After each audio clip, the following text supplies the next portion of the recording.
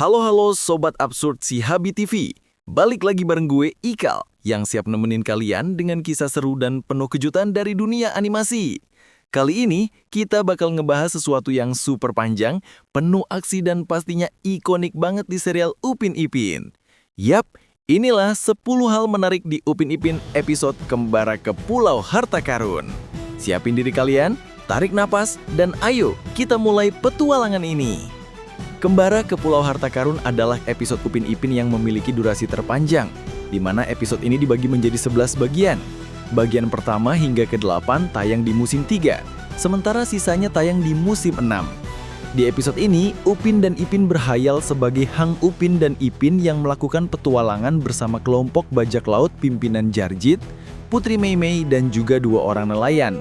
Tujuan mereka adalah harta karun yang tersembunyi di sebuah pulau. Namun, perjalanan mereka tak mudah. Upin, Ipin, dan sekutunya harus melalui berbagai rintangan termasuk musuh berbahaya dari suku Pulu-Pulu. Bagaimana selengkapnya? Inilah beberapa hal menarik di Upin Ipin episode Kembara ke Pulau Harta Karun. 1. Misi penyelamatan Putri Meimei. Episode Kembara ke Pulau Harta Karun dibuka dengan upaya penyelamatan yang dilakukan Hang Upin dan Hang Ipin terhadap Putri Meimei yang diculik oleh kelompok bajak laut beranggotakan Jarjit, Mail, Ehsan, dan Fizi. Ketua pun kena ikat juga. Saya nak bagi tahu Wah! Nak bagi tahu ke tak nak? Baiklah. Jangan. Tujuan Jarjit dan bawahannya adalah peta harta karun yang dimiliki Meimei. 2, 3 peta. Ini tepat. Salah ni. Hayya, ini pangkal betul punya, Ma. Ada. Situasi menjadi gawat sebab Jarjit dan anak buahnya berhasil melepaskan diri dan berbalik menyerang Upin, Ipin, dan Meimei.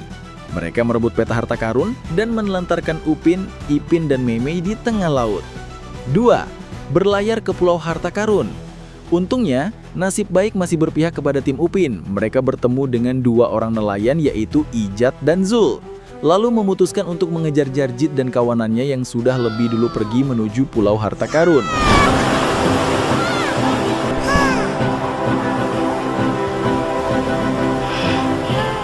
Tim Upin yang kini beranggotakan 5 orang berhasil menyusul kelompok Jarjit. Perkelahian di kapal bajak laut pun terjadi demi memperebutkan peta harta karun. Sampai akhirnya, seekor Garuda menyerang, merusak kapal dan melemparkan peta tersebut ke tepi pulau.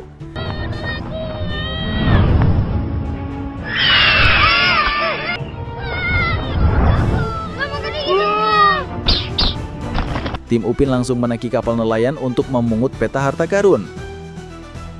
3. Bersatu demi harta karun. Upin dan timnya hampir tiba, namun di saat bersamaan, Mail berhasil mengendalikan Garuda dan membawa kelompoknya terbang ke pulau. Perebutan peta harta karun pun terjadi, namun akhirnya malah membuat peta tersebut robek menjadi 2 bagian. Kedua tim bersiap untuk pertarungan. 2, 3 bagi. Bagi. Tetapi Putri Meimei segera melerai dan menyarankan agar mereka bersatu untuk mencari harta karun itu.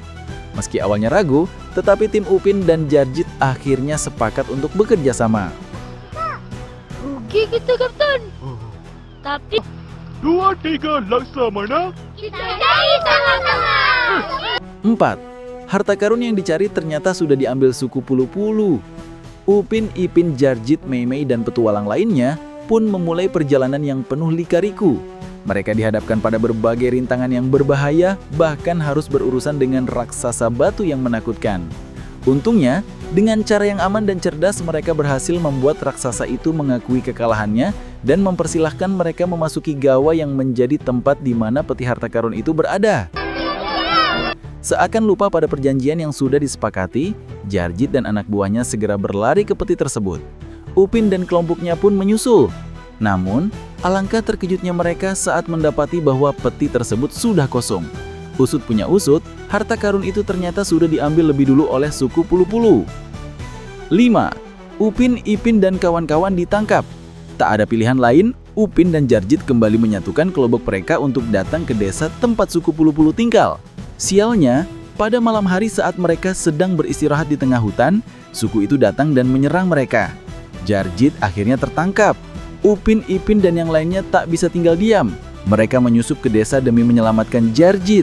Sayangnya, mereka ketahuan dan akhirnya ikut ditangkap dan akan diadili. Suku Pulu-Pulu berbicara menggunakan bahasa Pulu-Pulu yang tak dimengerti Upin, Ipin, dan teman-temannya.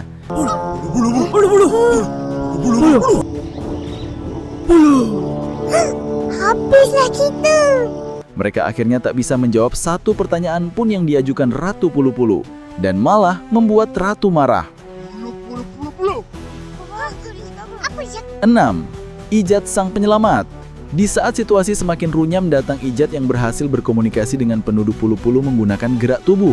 Setelah menjelaskan situasinya, Upin, Ipin, dan yang lainnya pun dibebaskan. Pada malam harinya, suku Pulu-Pulu mengadakan jamuan makan yang mewah untuk menyambut kedatangan tim Upin dan Jarjit. 7. Jarjit mencuri bola sakti milik suku Pulu-Pulu. Saat sedang menikmati hidangan yang disajikan, mereka mengetahui bahwa bola sakti yang ada di desa tersebut adalah harta karun yang sedang mereka cari. Bola sakti itu dipercaya mampu mengabulkan satu permintaan pemiliknya, dengan syarat permintaan itu diajukan saat gerhana matahari. Keesokan harinya tibalah waktunya bagi tim Upin dan Jarjit undur diri dari pulau. Namun saat akan kembali berlayar, suku Pulu-Pulu mengejar dan menyerang mereka dengan anak panah. Ternyata, suku tersebut marah karena bola saktinya dibawa kabur oleh Jarjit. Akibatnya, tim Upin dan Jarjit harus terpisah dari Mail dan Ijat. 8. Misteri topeng suku Pulu-Pulu. Tak hanya bahasanya, suku Pulu-Pulu juga khas akan topeng besar yang mereka kenakan. Ternyata ada misteri di balik perilaku aneh penduduk Pulu-Pulu. Rahasia itu terungkap ketika Upin dan Ipin berhasil melepaskan salah satu topeng penduduk yang menyerangnya. Saat itu, orang tersebut seperti kebingungan dan tak mengingat apa-apa. Lalu, ketika kawanannya hendak memakaikan topengnya lagi, ia terlihat ketakutan. Tampaknya, topeng itu telah mengendalikan penduduk Pulu-Pulu dan membuat mereka bersikap tak bersahabat. 9. Melawan Ratu Pulu-Pulu yang jahat. Jarjit lagi-lagi mengelabui Ratu dan membuat pemimpin suku Pulu-Pulu itu semakin marah. Jarjit sengaja berpura-pura membuang bola sakti ke laut sehingga mereka bisa bebas dari kejaran suku tersebut. Setelah sadar bahwa dirinya dibodohi, Ratu menggunakan kekuatan tongkatnya untuk menghancurkan kapal yang dinaiki Upin, Ipin, dan kawanannya. Mereka akhirnya terdampar ke pulau. Setelah gagal menggunakan kekuatan bola sakti karena ada aturan tertentu yang perlu dipenuhi, Upin kemudian memimpin kelompoknya untuk kembali ke desa demi menyelamatkan Mail dan Ijat. Namun, dalam prosesnya, Jarjit dan anggotanya kembali berulah dan akhirnya ditangkap oleh suku Pulu-Pulu.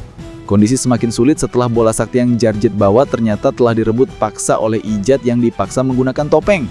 Tak ada jalan lain, Upin, Ipin, dan timnya harus berkonfrontasi langsung dengan Ratu yang hendak memulai ritual untuk menggunakan kekuatan bola sakti. Sebab hari itu sedang terjadi gerhana matahari. 10.